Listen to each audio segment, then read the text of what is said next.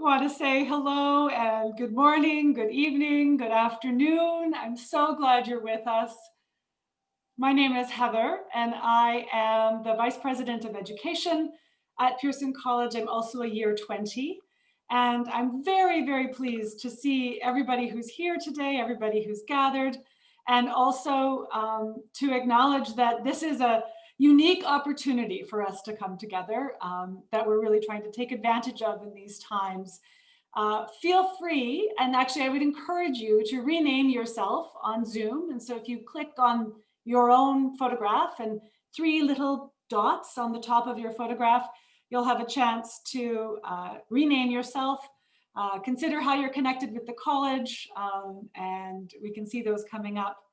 I'd also encourage you, if you would like, to put in the chat where you're calling in from. I see some people from familiar places. I already see a roommate moment, so that's lovely. So feel free to use the chat for acknowledging where you are. Our program today is going to extend from here to there. It is meant to be a community gathering, a community event. And one of the key pieces we're going to talk about is our reconciliation action plan. And so while I would always do a territorial acknowledgement at the beginning of our session, today I'm going to read some of the official acknowledgement that is put in the front of that plan that we'll talk about later.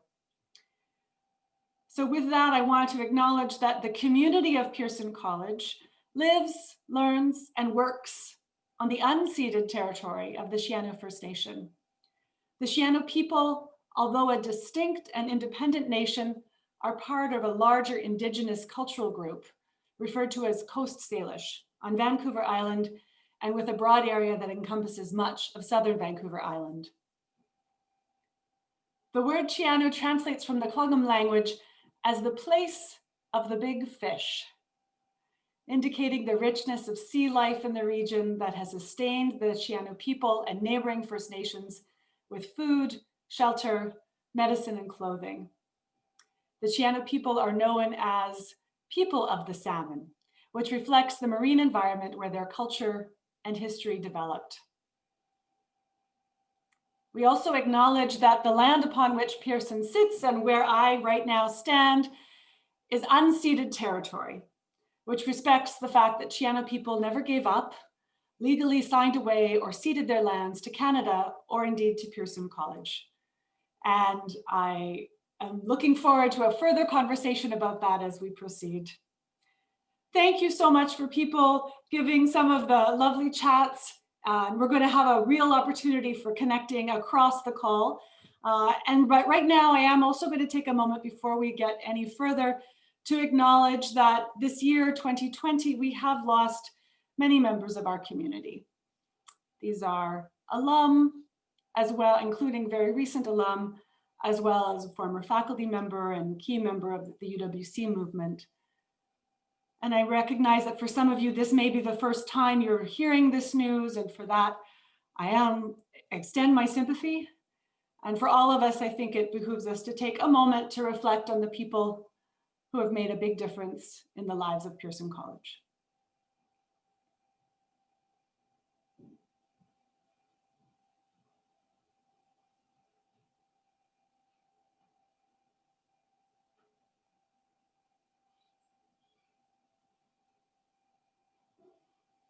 Thank you. And having been Peter Gardner's student as well as colleague, I know he would ask me, what's next, Heather? And so also thinking about people, we have an opportunity here to welcome new board members to the community, not new to the community, but new to the board.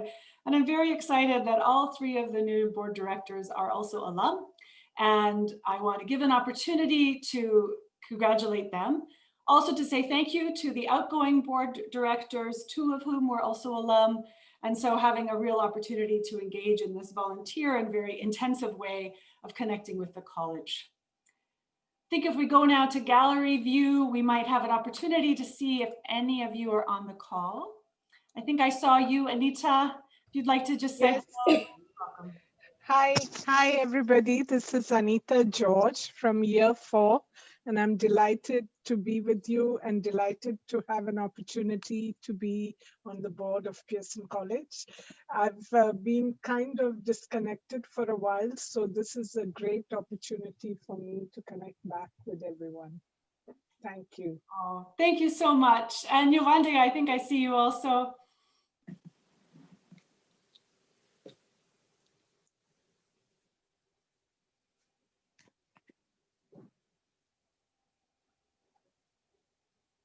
You're muted. Okay. Oh, sorry, I didn't realize that. I got this message in the middle of my screen asking me whether I wanted to be unmuted. Yes, I would like to be unmuted. So I hope you can all hear me now. We hear you now.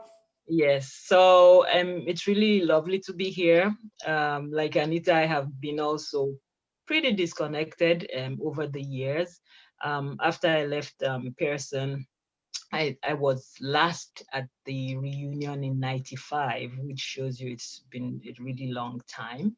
I've kept in touch with a few people, but now with this opportunity, I do not have a choice. I'm very gladly so too. I'm very grateful for the opportunity to be a board member now, and the opportunity to be able to give back and in my own way based on my experience and what I've been able to do over the years. And I look forward to working with other board members and giving my best in terms of sustainability, which is my area. I'm an environmental engineer, so things that relate to protecting the environment, especially looking after waste and making sure it doesn't become an environmental problem. Those are really my areas.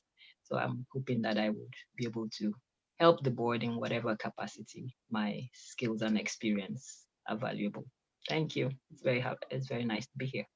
Thank you so much. And thank you for sharing some background there as well. Oh, and I see you're on the call also if you want to say hello. Yeah, thank you. And I just wanted to echo what Anita and Yowande said. I'm honored, I'm humbled, I'm excited to be on the board. Thank you so much for the opportunity.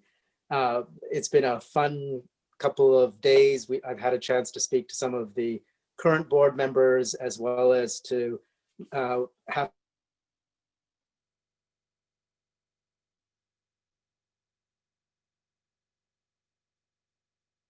good work that's already happened, and I look forward to building on that in whatever way we can. And already we're in sync when our images came up for our coffee chat.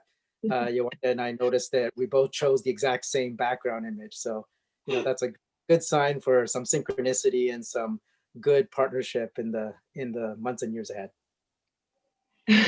Benoit, I saw your text. Yes, we're in the same city. We would like to be in our dreams. Yes. Yeah, exactly. In all of our dreams. Well, thank you very much and welcome. I think this is one of the first very public moments when you've had a chance to speak as incoming board members. I want to also welcome everybody who's on the call. That includes parents of our current students.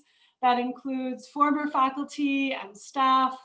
That includes alumni, and it includes some current students today as well. I'm thinking that for the rest of the call, we're going to take an opportunity to talk to each other. So it matters that there's so many different people here. We're going to take an opportunity to hear about what's happening on campus right now and how our program has needed to change and also adjust, and our plans for winter break. We're going to hear about the ways alumni get involved in different ways, and then also really focus the end of this call on the Reconciliation Action Plan. And for that, I'm so grateful that Corey and Angie and Christina are here to speak to that. Angie may not be on this afternoon call, but very happy that we have members of the Indigenous Visions Advisory Council here to speak to that, as well, of course, as our head and our Vice President Operations. So thank you so much for all of those introductions and welcome, but especially thank you for being here. Thank you for spending some time in the Pearson community. So in this community, we are often pretty good at talking to each other. And so with that in mind, I want to give an opportunity for you not only to hear things, but also to engage. So I'm going to create 13 spots around our virtual campus. One might be in the spiritual center, one might be in the common room, one might be up at the observatory, you decide. And as you're invited into these rooms, I encourage you to introduce yourself, but also to discuss and think about the way you're reframing traditions as we head into the end of 2020. It's a time of year when many people are connected with family and with traditions. And here at Pearson, we're thinking a lot about how to frame those. And so that could be fodder for your conversation. I'm going to make the breakout rooms. Feel free to go ahead into them. If you have any issues, you can always come back to this main area where I'll be to help.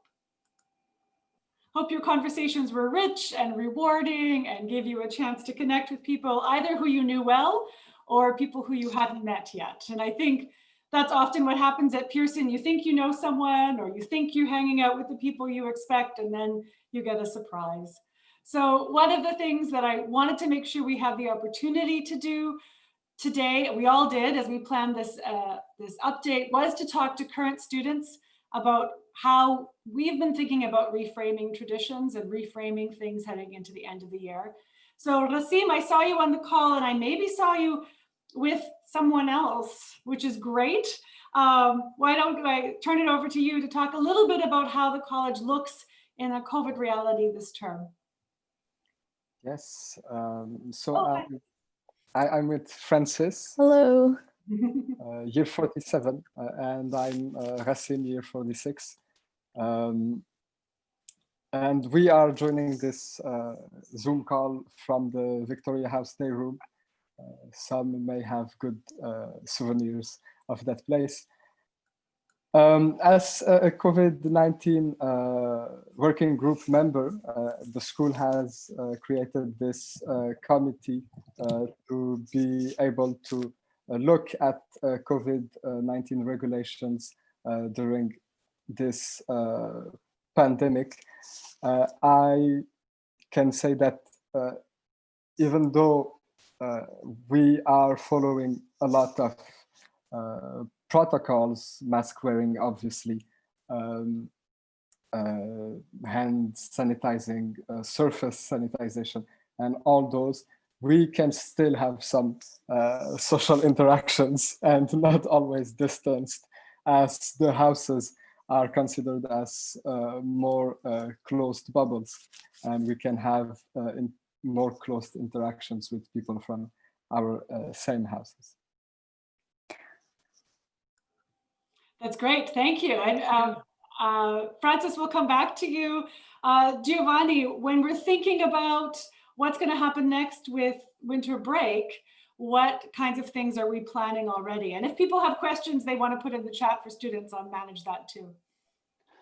Hola, hola, my name is Giovanni Martinez. I'm from Venezuela. Yeah, we have been working. It's the first time that Pearson people are going to stay over winter break on campus. So we're trying to do our best to make it a fun time, but at the same time, a time of reflection and time to be by yourself. So right now we have some activities to be on campus, but also to try to go off campus in hikes or just biking. There is one activity that I'm looking forward is we're gonna have a Santa Claus, and it's gonna be a staff dressing as Santa. So that's gonna be cool, I think. We also have some New Year celebration, formal dancing on campus. We have movies, we have a rugby tournament. It's the first time that we're gonna have it on campus. So yeah, we're trying the first 2 weeks. We're trying to do as much activities as we can. And then the third week is a study week or just a rest week. Yeah, and if you have any other question, just put it in the chat and I can answer them. Thank you, Giovanni. Where are you calling in from? Yeah, I'm from Calgary House, room 9, the best house ever. Nice, nice. So the loft stairs are going to look different to many people. Mariana, my second year from Venezuela has lots to talk with you about. So we're getting in between that. Francis, now you arrived to campus in COVID reality. Is there anything you want to share with the people on the call, parents and alumni and friends about what it's been like arriving to campus in this new situation? Yes, of course. I was fortunate enough to arrive at the very beginning of this term, but many of my co-years a lot of them have just arrived, and I think that that's very new for Pearson, and I have heard that it has been really tough on some students who are arriving late, but I think that as a community we are very aware of that and doing our best to make sure that all the first years can adjust together. And I think that winter break, although we kind of have to stay here, it's also a chance for all of us to move forward, as finally that a lot of us are here to actually bond and move forward. So there's a lot of excitement from first years, I think. Oh, wonderful. Thank you, Francis. And I know that's a continuing thing to see how things are going and see how we can welcome people outside of orientation week. Rosanelle has a very important question, Giovanni, that is not COVID related. How is the food? I think, okay, comparing with last year, I think the CAF has done a great job this year. They're actually doing a lot to change the menu, and some meals that we may not like, they are changing it and they're trying to put new things. And I've heard good things about the food this year. Like actually is going pretty good. And for winter break, I have to say that the CAF is doing a great job. We have a Kwanzaa dinner. We also have a Hanukkah dinner. We're trying to celebrate that. And yeah, the arepas maybe are coming soon. I don't know. Maybe I'm gonna talk to the CAF about it to cook some Venezuelan for the community. I'll see. That's wonderful, thank you. And yes, we still have cookies, though of course we have to serve them a little differently now in the houses. But it's it's great. I'm seeing also comments that yes, food compared to early years is very, very good. So if it's an improvement on last year, we're really talking about something. I want to thank all three of you for coming. If there are other students on the call that I don't see, I don't think so. We are hoping in the next Global Village update to include even more members of our on-campus community. And certainly if you have ideas of things you'd like to discuss or topics you'd like to have covered, do let us know. I'm going to hand things over now to Benoit to talk about some of the ways alumni are getting involved before we go to the Reconciliation Action Plan. Thank you very much. I am so ecstatic that so many people are coming together in this global village. And we had another 60 people this morning. And of course, the first time we had about 180 people total. So this is growing, and it's becoming something that's embracing all of our community, whether people are alum, former employees, faculty, people who volunteered with us, families, of course. So this is great. Current students. On campus this year, we know that it's going to be a very different mood, let's say. And so there are a number of alum, and there was one this morning who had this idea together with other alum from year 1 and 2, our pioneers from 1974-76. And they came up with, could you possibly make it possible for us to send in messages, connect with students while they're there during that 3-week period? Could we send them videos? Could we send them postcards? Could we send? So we have, we are going to create the possibility for alum to do that. And this is going to be in the shape of a Google form, but people will be able to put their email address there. They'll be able to put videos, and these will be distributed to the students while they're there during the break. There are other alumni, among them a whole group of African alumni who've decided to create an event which will take place tomorrow. And I know that Toyin is among that group, and she's on this call. Toyin, could you tell us about what prompted this and what your vision for this event might be? Okay, so this program was started by Itan Comfort, Tony Njoroge, year 13 and year 14.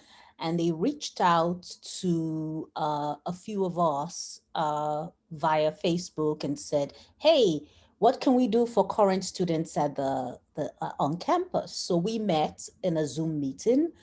and discuss some of the needs that are peculiar for African students while they're at Pearson. And one of the things that we planned to do was kind of like a mentorship or partnership of past students with current students, specifically dealing with any of the challenges that may be unique for students that directly come from Africa. And so I believe tomorrow's meeting is going to be a conversation between alum from African countries and current students from African countries that are at PC. And I think that's it. And I see that there's additional alum from Africa, from my home country, including Nigeria, Bolanle, Amyewande, on the call, who is like my -1 year, or, you know, because she's like 3 years before me or something like that. So we'll like if you could join Yewande, join us as well in this endeavor, so that we can add as many alum from Africa as possible to see what we can do to help current students. Wonderful. Thank you, Toyin. And there's another initiative that was launched by a year 3 who's also on the call. Her name is Laurie Houston, and this is the 7th installment of this series that started a few weeks back. So Laurie, could you tell us about what you're trying to create with this Global Village Speaker Series? Thank you, Benoit. So I thought to myself that we have a huge potential as a collective of people who are in all kinds of different fields across the globe. And I thought it would be great if we could get together in a meaningful way to exchange information and to focus on particularly global issues of significance. And there are quite a few of them right now, as you're all aware. And so I thought I would just try to connect with as many different alum as I could. And I put this speaker series together. A year 2 alum is helping me with the logistics of it with the Zoom call. And it's going very well, very interesting topics, great speakers. And we have another speaker tomorrow, Martin Jongsma from year 5, who will be speaking about how genetically modified plants fit into the sustainability of feeding the planet moving forward. Martin and I reviewed his material this morning, and it's a really great talk, and I really encourage everyone to try and make it if you can. If you can't, we have a Facebook page, Global Village Speaker Series, and all of the events are recorded there and you can review them. And there's quite a few articles that we're posting as well of interest in terms of global issues. The other thing I want to mention is that this is a collective of people that is not just limited to Pearson College alum and students. I encourage the students to become part of this, and we in fact had a student on one of our previous calls about ethical mining. I'd love for you students to be involved. It's very early in the morning for you, but would love to have you there. We also are gathering information and have speakers that are not alum, but are colleagues or spouses or friends who are just interested in global issues. So it's a very inclusive group of people. And I welcome anyone to contact me if you're interested in if you've got some information that you'd like to share with the group and you think it's potentially of significance as well. So thanks for the opportunity to speak, Benoit, and hope to see some of you there tomorrow. Thank you, Laurie.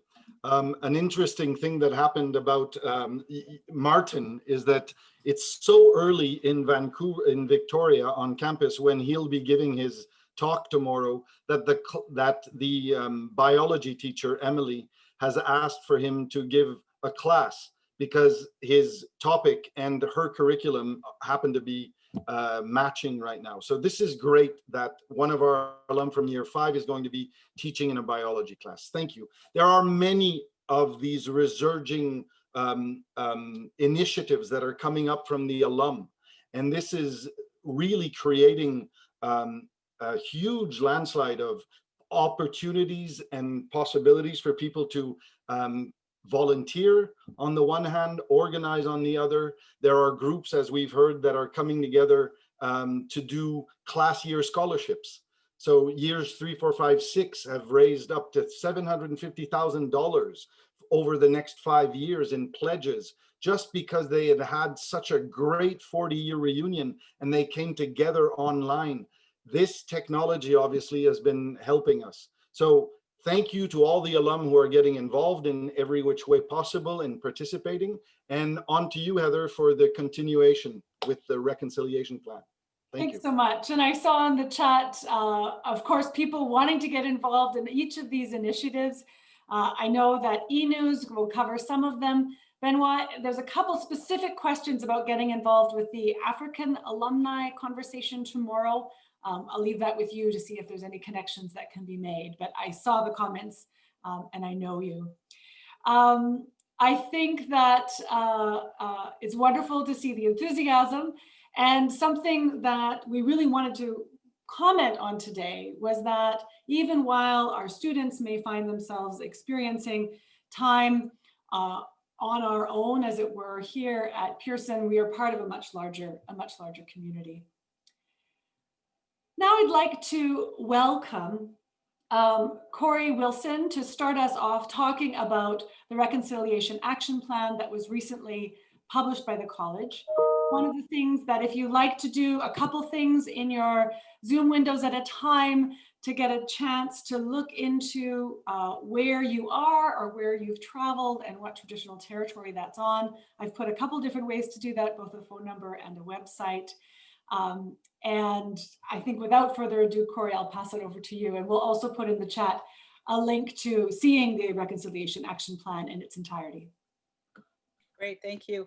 Hi, everyone. Greetings from Musqueam Territory, which is near UBC in Vancouver. Wonderful to see you.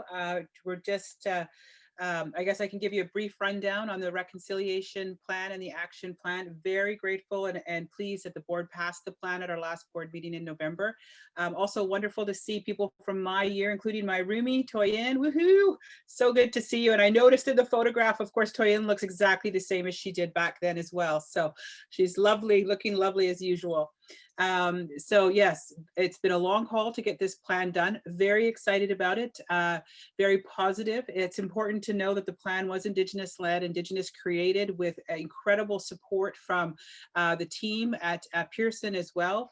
We had alumni involved, current students, past students, various organizations, or various groups of different groups of people. So Indigenous led is also the foundation of it is truth, with the goal being reconciliation, and committing to the commitment to respect, shared values, shared understanding. It's also, you'll notice there's 8 different areas in which we're making our kind of broader, higher level areas under which we'll have actions as well. It's a rolling, evolving plan. It's something that everybody has to contribute to. It's not where we didn't look at it as something where you just do X and check that box and we're done. We're certainly not, that's not the intent of the plan. It also is important to recognize that there is working for Indigenous people, with Indigenous people, pursuing reconciliation naturally also lends itself to working and looking through the equity, diversity, and inclusion lens as well. So it's also going to wrap a bunch of that stuff up too. It is a plan that, again, as I said, is evolving. It's ongoing. It will include everyone. I'm very excited about it. It's and on the call this morning, somebody brought up a comment around indigenizing the curriculum, particularly the IB curriculum, which, as of course you know, is an international curriculum. But it's also important to recognize that those of us that, I know Toyin was one of them that had biology and chemistry with Gary Fletcher and David Baird. They did and exhibited many Indigenous teaching principles in the work that they did. All of those times, I know, Toyin, we had to walk up and down the Max Bell, behind the Max Bell, and note what we saw. I was in diving service and I had to note what I saw at Race Rocks in January.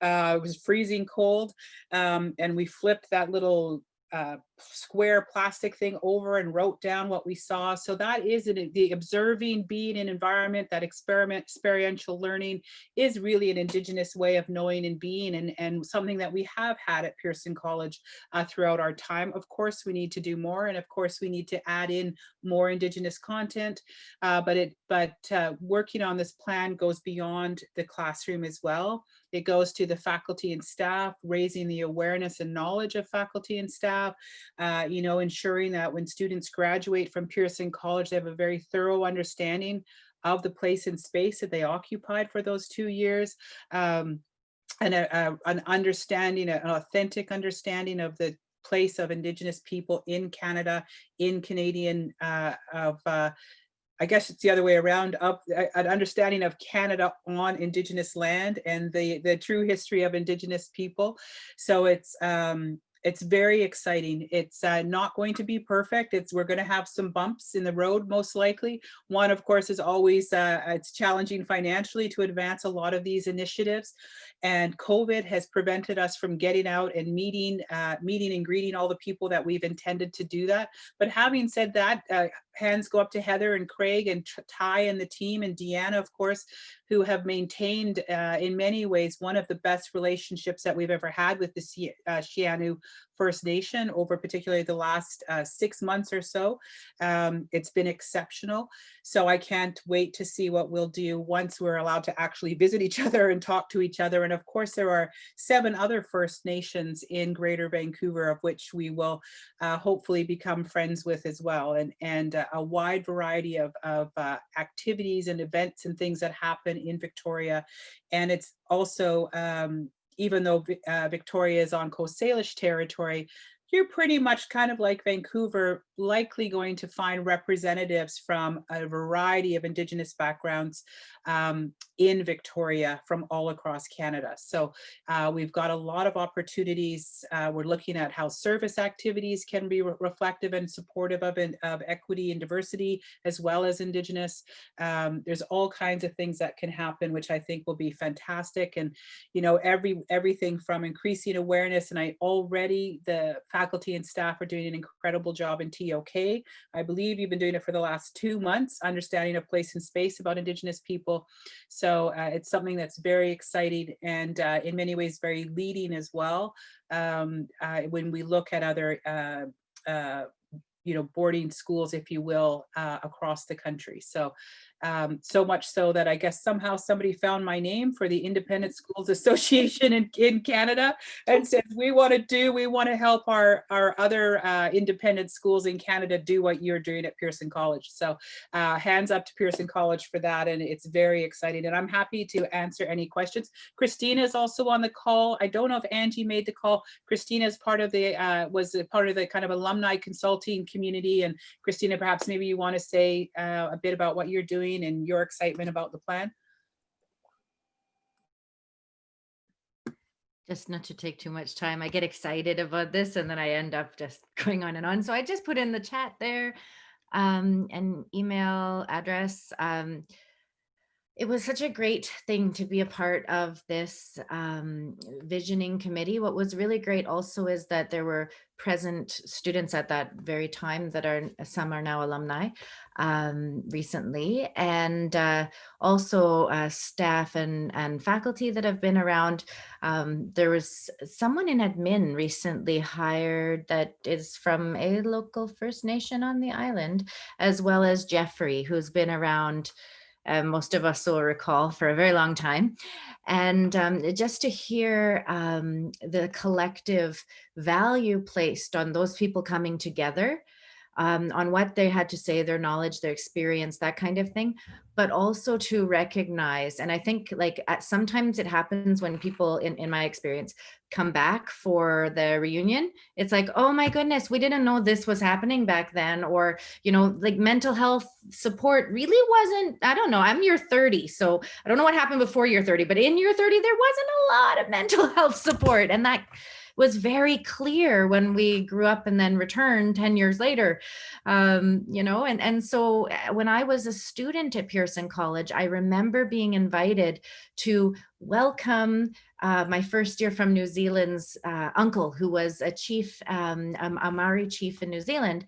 But it was a scramble, like at the last minute, oh, we need a local Indigenous person from Canada. And they kind of started looking around, and then, oh, you come on over, let's do this. It was such a nice time and experience, but certainly was never something that I saw or heard very much about. And I find that since the release of the Truth and Reconciliation Commission calls to action in Canada in 2015, there's been a scurry of activity. So institutions across the country are trying to do something, right, in response. Also, the UN Declaration of the Rights of Indigenous People, which took a while to be taken up in Canada, sadly. I'm sure that's something that must be discussed in the global politics class, which is a new class at Pearson College that they have. And just to say, it's exciting to see always where we're situated right now, how far we've come, but also that we still have a far way to go. We can never become too complacent or complicit or comfortable. And that's one of the quotes. I was just reviewing the document after the meeting today, and that was one of the things that one of the people in there, it's quoted as, it's not supposed to be comfortable. Actually, oftentimes change happens when we're a bit uncomfortable. And so with the collective advancement in sort of the global consciousness around the Black Lives Matter movement, around, Indigenous Lives Matter and Idle No More and these kind of things, it is for me as an alumni from, 2003 to 2005, and now a host parent living on Coast Salish territory here. It is really exciting to see the promising practices that are taking place. And with that, I'll stop talking because I could go on and on and on. But yeah, it is really exciting. And one other thing that I'd mentioned this morning about how far we've come and how far we're going is that the process of truth and reconciliation, in my understanding, a lot of people and sort of in my observation, some people try to set a goal, like a goal as in a finish line though, right? And there's no finish line. And something that Craig had said this morning that really stood out to me, I'll ask if you could repeat it again, because I thought, what the lady, or maybe it was Ty who had mentioned that had been said about, yeah, it's a journey, it's ongoing. And that's the thing that I always think, lest we forget, we are all treaty people. We are all, impacted in some way. So hands up for the really great work that's being done. Oh, thank you so much, Christina. And thank you, Corey, for setting us up in a good way also.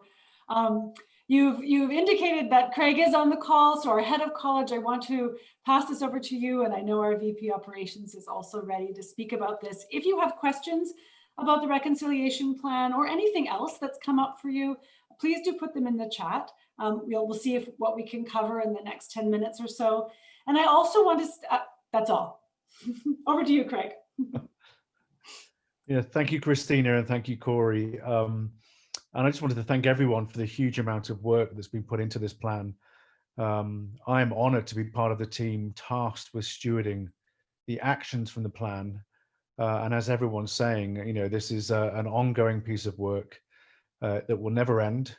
But nevertheless, we have some real accountability around the short term, the midterm, and the long term actions that we've committed to. And I think we've been saying that all along. I've been listening very carefully to Ty, who's always said you never want to overpromise and underdeliver. You really want to make this authentic and concrete. It's going to be the main part of our next 5-year strategy, which will encompass and include the Reconciliation Action Plan at its core. And I think the other piece here, apart from, of course, the necessity to do this because it's the right thing to do, it's also the great intersectional opportunities the plan offers our community, not just around diversity, equity, and inclusion, as Corey's talking about, but also around issues to do with climate change and biodiversity and the correct stewarding of our resources, which is a clear focus globally now. But I think particularly with Pearson, because we're framing the idea of our campus being at the forefront of place-based education. Its location, its forest, its waterfront, its context, not just with the Siano First Nation, but as Corey says, with a number of local indigenous populations, gives us that opportunity to develop programming and awareness and the epistemology that goes with that. The work that we're doing with theory of knowledge at the moment, which has created recently a lens for indigenous epistemology as part of the course, but we're taking that much further, and we're seeing there's huge amounts we can learn from this. And I mentioned this morning on the call that we discussed together some of the elements of what came out of the Iroquois Confederacy in the last century, of thinking about all decisions must be worked through at least 7 generations in terms of impact. And I think this is one thing that resonated with the community, to say, wow, that one statement, if it was applied to politics, to business, to all practices, 7 generations is the minimum implication you must consider. That would transform everything. So everyone's aware of the fact that there's great things to learn here and great work to do. So we're really looking forward to it, and we're very excited and humbled to be part of this. Thank you so much. And Ty, as our VP Operations with a lot of pieces going in, I wonder if you have anything you want to mention about the implications around initiating the plan. A lot has been already covered, Heather. So I guess one of the things that I'd like to say is that the whole process in and of itself was an educational journey, and one that was necessary for the college, all aspects of our community, our teachers, our staff, our students throughout the whole way was, just understanding indigenization, understanding decolonization. I mean, these were things people could not really fully understand or grasp. And the process that we went through on developing the plan and working with its lead author, Marcia Turner, was really, really important. And even though they didn't realize it, there was this educational and learning process going on throughout the entire community. And to see now the plan approved, and with, as Craig said, very deliberate action items in that plan, that we can look forward to continuing this journey for a very long time. That's all I'll add. Thanks, Heather. Thank you so much. I'm going to encourage us to go back to gallery view. If you have put yourself somewhere else, just to get a sense, and some of you who have turned your cameras off, if you want to turn them back on. I know not everybody can, but to get a sense of who's gathered here. One of the things that the Reconciliation Action Plan would ask us to do, but also that we know has been working, is a chance to sit and see who's in the room and see who's there. So I encourage you to do a little bit of that, see who's in the room. We're going to be bringing this time together to an end, and I appreciate the questions and comments that have come. One of the things that I was going to say before I launched to make sure people got a chance to hear from our head was just the tremendous gratitude that we have this year and all years, but this year especially, thinking about the community members who make it possible for Pearson College to continue here on Petter Bay, but also to continue in this wider community. So I want to acknowledge quite literally that host families are on the call. Many of you have hosted students in your homes. We heard about an airport pickup at the beginning of the call for those of you who were on right away.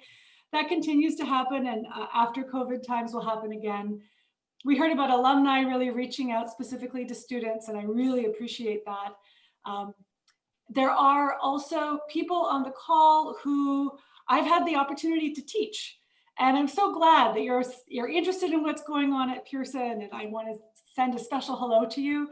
And there are people on the call who have taught me, and I'm so glad you're interested in what's going on at the college, and I send a hello out to you. Craig has just put in the chat that future suggestions for Global Village meetings or Global Village updates are most welcome, and they really are. I think as we get more comfortable with some of the technology and more comfortable with the idea that we can continue to connect, I'd love to see us having more conversations and more multiple directional conversations. We have ways to do that, and we're happy to create that platform. There's also been some questions about how to either get involved in what's happening or how to offer something up. And so one place to connect is, of course, with Benoit directly, but he and I are working on how we can create some hubs of more information, toolkits for engagement, and places where people can see all the events that are happening. I don't know if you noticed, but we recently bought a plugin that allows you to put things into your calendar in your time zone. And it's just one of the ways we're trying to be even more inclusive. I see that the time is indeed too limited for karaoke, Owen. But what I'm going to do is I'm going to close the meeting now. And again, with great gratitude, I see people who are at the college in its first years and people who are just with us recently. Great gratitude for you for joining us.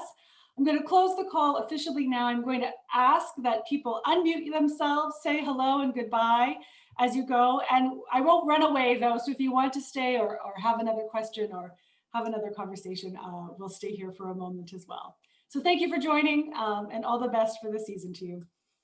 Thanks Thank for you. staying. Thank Thank you, you. everybody. Thanks, Bye, everyone. everyone. Bye. Thanks, everyone. Bye. Bye. Nice to see you. Ciao.